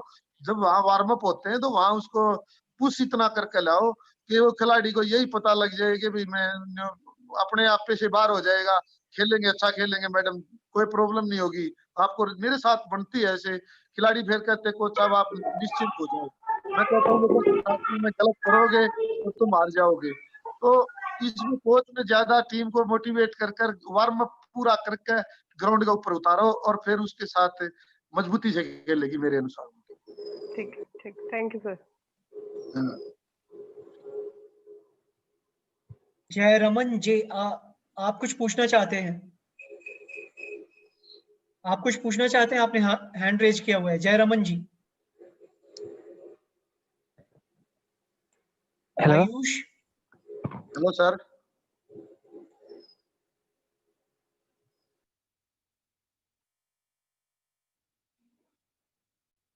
Hello, good afternoon sir. जी जयरामन जी का ऑडियो विजुअल नहीं है, उन एक्टिवेट नहीं है, उनका नहीं हो। हेलो। हाँ sir. Good afternoon sir. Good afternoon sir.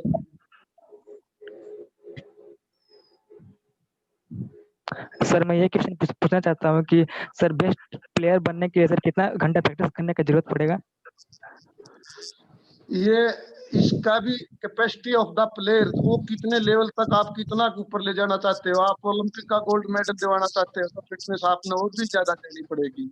आप एक स्टेट लेवल का खिलाड़ी है, उसको ज्यादा एक नेशनल स्तर का खिलाड़ी बनाओ, फिटनेस का टाइम बढ़ता ही जाएगा। अभी हमारा आपको बताता हूँ, आप कबड्डी को छोड़ो, दूसरे गेमों का है जो आपको प्रोफेशनल बॉक्सिंग है, 5-5 घंटे खिलाड़ी प्रैक्टिस करता है फिटनेस की, और बहुत ही ज्यादा कर रहे हैं। और हमारा उनका 30 मिनट तक कंटिन्यू एक राउंड, सेकंड राउंड, 10-12 राउंड होते हैं। तो फिटनेस तो गेम के अनुसार अलग अलग है, और काफी हार्ड प्रैक्टिस करेगा उतना ही अच्छा खिलाड़ी बनेगा। जो सबसे ज्यादा फिट होगा वो सबसे भारत का अच्छा खिलाड़ी होगा। फिटनेस का पैमाना आप अपने खिलाड़ी की परफॉर्मेंस से नाप सकते हैं। आप उसको, अगर उसकी कैपेसिटी स्टेट लेवल की है तो 1 घंटा प्रैक्टिस कराओ, तो फिटनेस कराओ, फिर उसकी बढ़ती जाएगी तो कम से कम 2 घंटा तो उसको फिटनेस ट्रेनिंग दिवाओ। फिर उसको कूल डाउन कराने में भी आध घंटा लग जाएगा। और उसके बाद स्ट्रेचिंग एक्सरसाइज कराओगे। कई कोच क्या करते हैं, फिटनेस ट्रेनिंग तो करा देते हैं, एक्सरसाइज नहीं करते, तो वो नेक्स्ट मूवमेंट के लिए बड़ी प्रॉब्लम हो जाती है।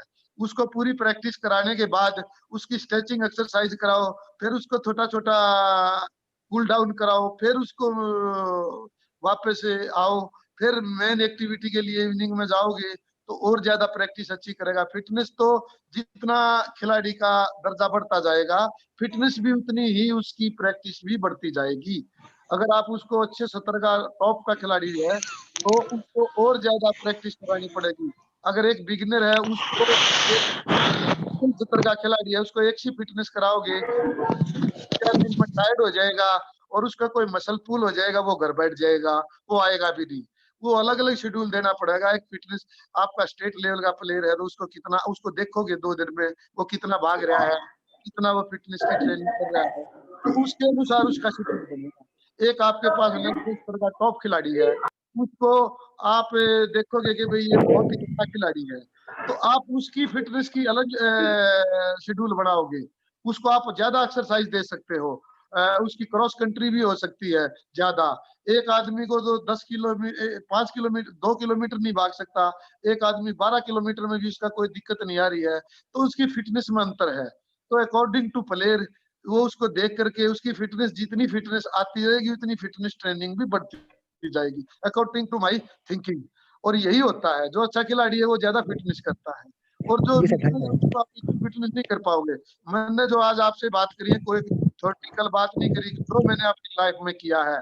मैंने हिंदुस्तान का चीफ कोच था, जब भी मैंने ये जो अपने प्रैक्टिकली बातें हैं, मैंने नेशनल में भी हरियाणा स्टेट की टीम का मैं 15 साल कंटिन्यू कोच रहा था। और मैं कोच रहने के नाते मेरी ही टीम 9 खिलाड़ी जाते थे पुलिस के, और उनको मैं 7 खिलाड़ी मेरे फर्स्ट रैंक के थे। उन्हें नेशनल जीती, नेशनल गेम जीता, फेडरेशन कप जीती, ऑल इंडिया पुलिस गेम जीते, ऑल टूर्नामेंट जीते थे उन, क्योंकि मैंने उनके साथ ये पता था इसकी किस खिलाड़ी की कितनी फिटनेस है, कितनी और करानी चाहिए, और ये हमें उसी अनुसार हम चलते गए। एक कारमा चलता है और वो पता नहीं कहाँ पहुंच जाता है, वो तो according to thinking of the player, according to thinking of the coach, according to thinking of the parents, according to thinking of उसका सोशल सोसाइटी, जो सारी एक जगह इकट्ठी हो जाती है। तो आप कितना ही मेहनत कर लो, जब उसके माँ बाप भी उसके साथ, उसका भाई बंद भी, उसकी बहन भी पूछती है कितनी प्रैक्टिस करी, उसका भाई भी पूछता है, उसके कोच भी उसके पीछे लगा रहता है, तो वो है भी काफी फिट। कितनी मेहनत करा लो, मोटिवेशन मिलता है। डाइट भी, डाइटरी बैलेंस भी होना चाहिए उसमें। ये भी नहीं है हम फिटनेस ट्रेनिंग करा रहे हैं, डाइट का कोई प्रबंधन नहीं है। तो सारी चीजें according to player, according to situation उसका बनाना चाहिए। और अच्छा खिलाड़ी तभी बनेगा जब आप उसका पूरा ध्यान रखोगे, डाइट का भी पूरा ध्यान रखोगे, और उसका उसका व्यवहार का भी पूरा ध्यान रखोगे। एक उस खिलाड़ी के माँ बाप से भी डिस्कस करोगे कि भाई आपका बेटा ये कर रहा है, आप इसको थोड़ा और करो, कितना डाइट खा रहा है। कई बार हम बहुत पुअर घर से कबड्डी खेल रहे थे, आपने पता है देहात में।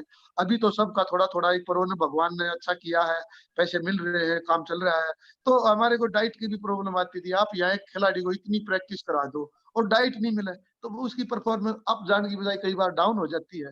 उसको सोचो वो क्या कर रहा है, उसको slow slow slow slow raise करो। रेज करने के बाद वो एक इस पोजीशन पर आ जाएगा, वो खुद ही ये कहेगा कोच साहब मैं प्रैक्टिस के लिए आ रहा हूँ, तो उसकी खुद की होगा, उठाना नहीं पड़ेगा खिलाड़ी को, खुद उठाएंगे। कई बार आप कहते हैं ना भाई, खिलाड़ी कहता है भाई उसको ये हो गया वो हो गया, वो नहीं होता। खिलाड़ी के पैरों में जैसे चुंबक हो जाता है ना, अच्छा खिलाड़ी चुंबक की तरह दोनों टाइम ऐसे चलता है ग्राउंड पे, नखरे करता है, जो फिट हो जाता है और बड़ा कूद कूद के प्रैक्टिस करता है। कोच मैं प्रैक्टिस करा लेता था छिक के, उसके बाद भी मेरे कई खिलाड़ी थे और बाद में भी प्रैक्टिस अकेले करते थे। मैं इंडिया टीम की आपको बताना चाहता हूँ, आज मेरा एक खिलाड़ी था बीसी और रमेश, और मेरा एक खिलाड़ी था इंडिया टीम में शमशेर में ये रामेर सिंह था, और ये बीसी रमेश था, और ये संजीव था। मैं कई बार छोड़ देता था, इनका वजन ज्यादा होता था, आधा आधे के घंटे ये स्किल प्रैक्टिस अलग से कर लेते थे, क्योंकि इनकी फिटनेस ज्यादा हो गई थी। स्किल प्रैक्टिस एक घंटा अलग से मेरे कराने के 2 घंटे के बाद से मुझे पता लगा, एक दिन तुम स्किल बाद में कर रहे हो, बोला सर आज हम टायर्ड नहीं हुए थे। अच्छी बात है, करो, हमें क्या बात है, आप फिट हो, आप इनसे ज्यादा फिटनेस मान रहे हो, आप अच्छी बात है। तो सर मेरी तो यही सोच है कि फिटनेस ऑफ द प्लेयर उसकी योग्यता के अनुसार देख लो। सर एक सवाल पूछा है सर यूट्यूब लाइव में, सर हिमांशु डांगी हैं उत्तर प्रदेश से। इनका सवाल है कि सर ये जो कबड्डी प्लेयर हैं ये लोग ये रोज 2 टाइम प्रैक्टिस करते हैं, सुबह और शाम, तो सर वीक में सप्ताह में सर कितना रेस्ट लेना चाहिए सर एक प्लेयर को दोनों टाइम प्रैक्टिस करने के बाद? ऐसा सर दोनों टाइम जो बीच का पीरियड है ये रेस्ट ही होगा, यही तो रेस्ट है। जो हमारा मॉर्निंग में 6 बजे जाते होंगे वो लोग 8 बजे तक करते होंगे, शाम को 5 से 7 बजे तक। आजकल यही गर्मी में मौसम चल रहा है, और किसी के पास मैट है तो वो रात को भी कर सकते होंगे। वो एक 9 से 10 बजे 9 से 11 बजे तक करते हैं, या मॉर्निंग में मैच में करते हैं, ये तो उन्हें पता होगा। परंतु मैं ये कहता हूँ सफिशिएंट है, 8 घंटे रेस्ट हो जाता है बीच में, तो बहुत है। Okay sir. सर बहुत एक ज्यादा सवाल, सफिशिएंट है। जी सर एक सवाल है सर, सीता कुमारी हैं कबड्डी कोच। इनका सवाल है कि सर एक प्लेयर है जो हमेशा सर कोच के साथ और वो हमेशा इंडिविजुअल खेलना चाहता है, टीम के साथ सपोर्ट नहीं करता है, तो उसको सर टीम के लिए कैसे रेडी करें? ऐसा है, उसको मैं तो पहले कह चुका हूँ जी, उसको टीम का कोई फायदा नहीं होगा। वो नहीं तो डिफेंस करेगा, 7 की बजाय 6 प्लेयर रहेंगे, ऑफेंस करेगा। मोस्टली ऑफेंसिव प्लेयर होते हैं ऐसे, और डिफेंसिव तो बहुत कम होते हैं। और ऑफेंसिव प्लेयर के लिए ये प्रॉब्लम है, तो वो एक आप देखते हो हाथ भी नहीं लगाता, पीछे खड़े हो जाते हैं। कई बार 6 प्लेयर खेलते हैं, 7वां प्लेयर दूर हो जाता है, 6 फिर एक आउट हो जाता है, फिर उसने अंदर आना पड़ता है सेकंड मिनट पर, और वो फिर भी कोई आ नहीं लेता। वो अपना एक ध्यान रखता है कि मैंने रेड करनी है। देखो सर, उसको मोटिवेट करके उसको टीम के लिए लाओ। और कई बार कोच कहता है कि भाई आप इस टाइम पे इसको भेजो, इस टाइम पे इस पे, फिर भी गलती कर देते हैं वो खुद अपना गेम के लिए। तो वो मेरे लिए कोई ज्यादा इफेक्टिव नहीं है खिलाड़ी जी, चाहे वो हिंदुस्तान का भी टॉप का खिलाड़ी हो। ये टीम वर्क है, इसने कोच ने अपने प्लेयर को टीम के लिए डालना चाहिए, और टीम के लिए ही उसको एक अच्छा खिलाड़ी, क्योंकि 7 खिलाड़ियों का गेम है सर, ये एक खिलाड़ी का गेम नहीं है।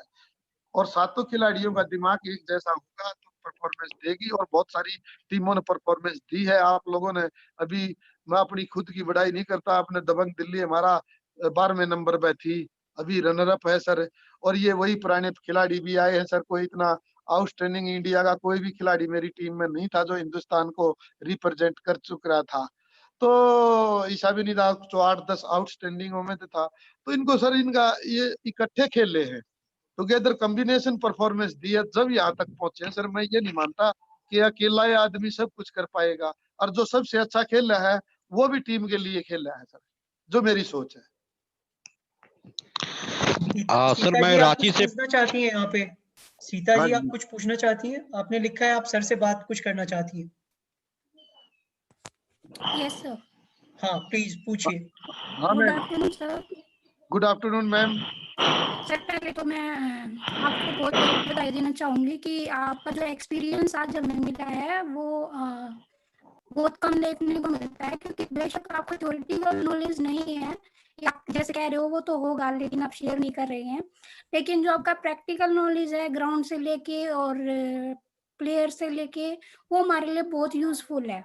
और जो क्वेश्चन मैंने आपसे पूछा था ऐसे प्लेयर के लिए कि एक प्लेयर है जो इंटरनेशनल है लेकिन वो टीम के लिए खेलना कम पसंद करता है और उसको बार बार समझाने के बाद भी कितना मोटिवेट करो वो नहीं समझ रहा है, तो उस कंडीशन में हमें क्या करना चाहिए सर?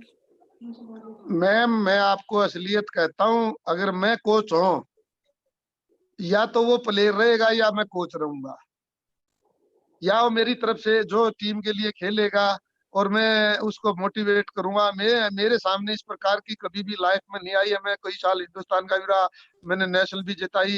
हरियाणा पहली बार नेशनल चैंपियन 2003 में बना, मैंने उसके बाद बना। कितना अच्छा आपको देखा हरियाणा के खिलाड़ियों का स्टैंडर्ड हो गया है, आपने देखा है ना। अब भी कभी भी सर मैंने देखा, मैं हरियाणा से हूँ, आपको जानकर हाँ खुशी होगी मैं हरियाणा से हूँ और हाँ, और उससे 1966 में हरियाणा बनाया था। 2003 से पहले आप कभी नेशनल चैंपियन नहीं बने। हाँ, और 2003 के बाद भी नहीं बना। मैं एक ही बात कहता हूँ, मैं डिसिप्लिन, मैंने फर्स्ट बोला था क्वेश्चन, अगर आप डिसिप्लिन खिलाड़ी में नहीं है तो आपसे मैं रिक्वेस्ट करता हूं कि उसको काफी कोशिश करो वो टीम के लिए खेले और आपके लिए खेले, आपकी फेडरेशन के लिए खेले, आपके स्टेट के लिए खेले, आपके देश के लिए खेले, वही अच्छा रहेगा। अगर आप लोग ये चाहते हो कि वो हवाबाजी कर 4 पॉइंट ले, अगर वो इस प्रकार की बातें करे तो कोई खिलाड़ी, मैं उसको मोटिवेट नहीं, वो मैं उसको ज्यादा तवज्जो नहीं देता। टीम के लिए परवीन सिंह सर एक सवाल पूछना चाह रहे हैं, पूछिए परवीन सिंह जी।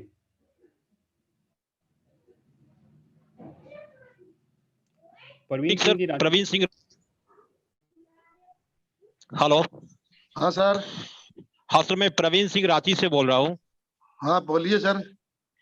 सर मेरा एक क्वेश्चन है कि सर आप जब कबड्डी का शुरुआत किए तो कैसे किए, और उसका आज जो आप मुकाम पहुंचे हैं वो किस तरह से अपने कठिनाइयों का सामना करते इस मुकाम पर पहुंचे, थोड़ा इसका साझा करें, क्योंकि हम नए लोगों को आपसे बहुत चीज सीखने को मिलेगा। और सर ये क्वेश्चन बड़ा डिफिकल्ट है। देखो स्टार्टिंग तो गांव से ही हुई थी, गांव में कबड्डी खेलते हैं हरियाणा में, तो वहीं से स्टार्ट हो गया। फिर पुलिस में जॉब मिल गई, जॉब मिलने के बाद सर अपॉर्चुनिटी मिल गई, खाने के लिए कुछ मिल गया, अच्छा डाइट वगैरह। उसके बाद सर नाइस कराए, फिर वहां पर प्रसाद राव सर मिल गए, वो भी एक लाइफ का काफी मोड था, उसने काफी हमारे को अच्छे तरह से कोच बनाया और उसने हमारे को सिखाया। और नटराज सर थे जिसके आप मैं गॉड की तरह मानता हूँ नटराज सर ने, जैसे कि वो उसने कभी जिंदगी में कोई पार्सलिटी शब्द ही नहीं देखा और सबको अपना बच्चा समझता है वहां पर जो भी नाइस करने जाते थे। उसके बाद सर हरियाणा पुलिस की टीम तैयार करी, स्टेट की, वही पुलिस स्टेट से खेलती रही 10 साल तक। मैं साउथ में टीम में ले जाता रहा, महाराष्ट्र में सारी पुलिस जाती थी, फाइनल खेलते थे सर हम। तो हमें अरे बहुत अच्छी टीम तैयार करने का मौका मिल गया, क्योंकि प्रैक्टिस कराते रहे, करते रहे, कराते रहे, काफी कराई है।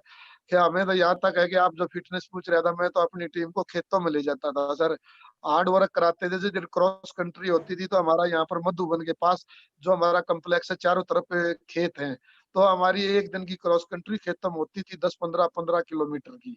और जो बाय और बान है उनके बीच में मैं अपने खिलाड़ियों को भगाता था और वो भागते थे बड़े इंजॉय लेकर के। तो ये सारा मूवमेंट बनते रहे। उसके बाद इंडियन कबड्डी फेडरेशन ने मौका दे दिया, हिंदुस्तान का चीफ कोच बना दिया। उसके बाद वहां भी आप लोगों को कई अच्छे सारे खिलाड़ी जितने भी है मिले, इनको भी 2-3-4 साल तक ट्रेनिंग देते रहे, अच्छी होया, मेडल भी लेते रहे। उसके बाद सर मैं छोड़ चुका था और अपना फील्ड में आ गया था। मैं हरियाणा पुलिस की, हरियाणा स्टेट की पुलिस में हूँ, तो फील्ड का कार्य भी करना शुरू कर दिया। मैं डीएसपी भी फील्ड में रहा, सब डिवीजन।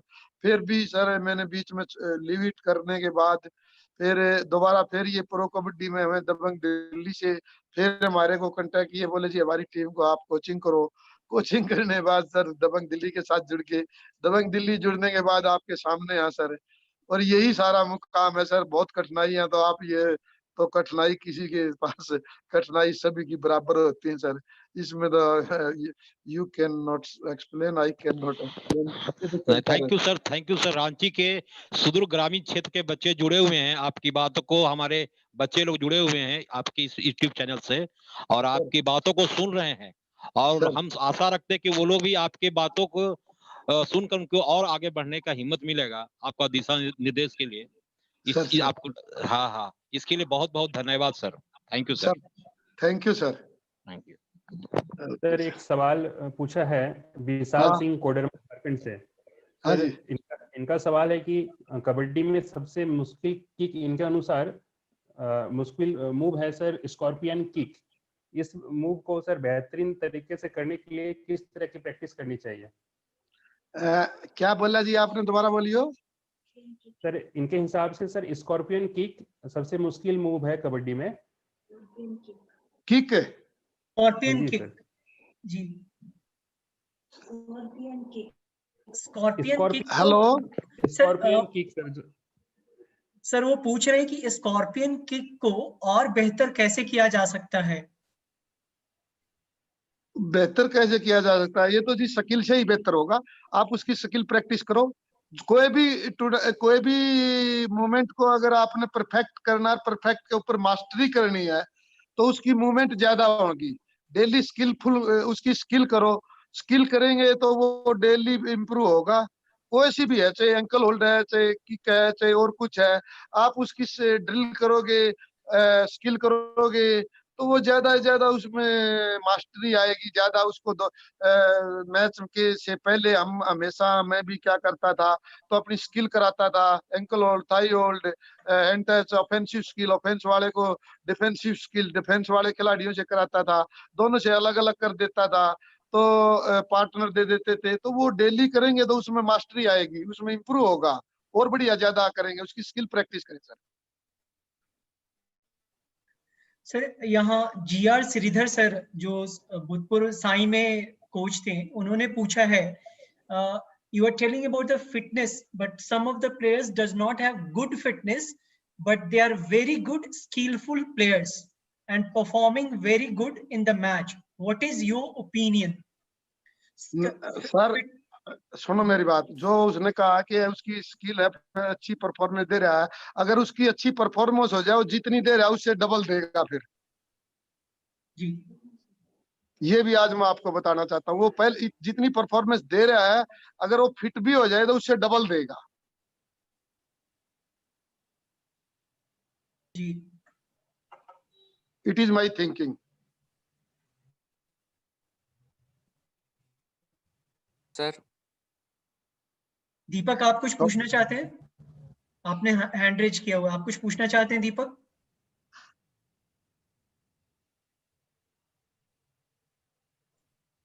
सलील जी अब टाइम भी हो चुका है, 4 बज गए हैं। जी तो विपिन सर को मैं वापस लाना चाहूंगा यहाँ पर। कोई एक आदमी सर क्वेश्चन करे, एक देख लीजिए कौन आवाज दे रहे हैं। हाँ हेलो। हाँ प्लीज पूछिए। हेलो हुड्डा साहब। सर हुड्डा साहब, मैं रमेश एक बार तो फिर आपसे एक छोटी सी बात जानना चाहता हूँ सर। हम लोग जब कबड्डी खेलते थे, जो जमीनी कबड्डी होती थी और आज प्रो कबड्डी में, इन दोनों में क्या अंतर है सर? कितने पहले जो हम अधिक मेहनत करते थे, पर इसमें मेरे को लगता नहीं है कि उतना पैर को ग्रिप मिल पाता है मैट में। क्या ये मैं यही जानना चाहता था सर। ऐसा कबड्डी में खेलने में ग्रिप ज्यादा मिलती थी या मैट में खेलने में ग्रिप ज्यादा मिलती ऐसा सर, ग्रिप वाली जो बातें है ना, ग्रिप तो ग्राउंड के ऊपर थोड़ी जो मिट्टी थी वह नीचे से थोड़ी ही थलस जाती थी, इधर उधर हो जाती थी। और मैट के ऊपर कई बार इस प्रकार की बात हो जाती है कि ग्रिप कम होने की वजह से इंजरी भी हो जाती है। उसमें इसमें थोड़ा अंतर है मेरे अनुसार से।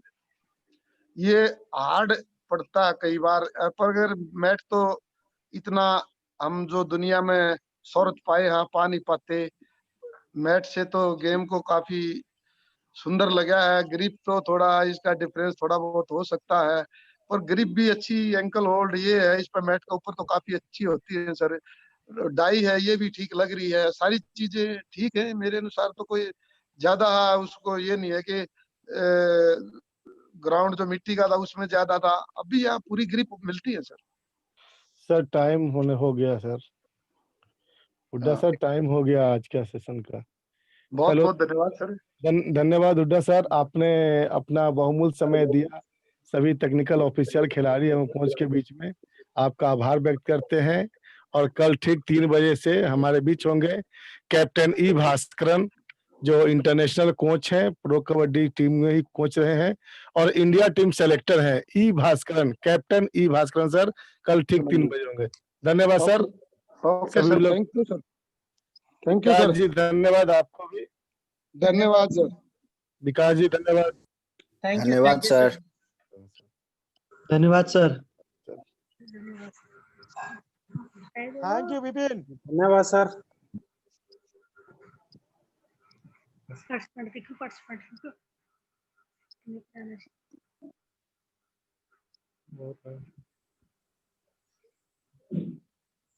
Ready participate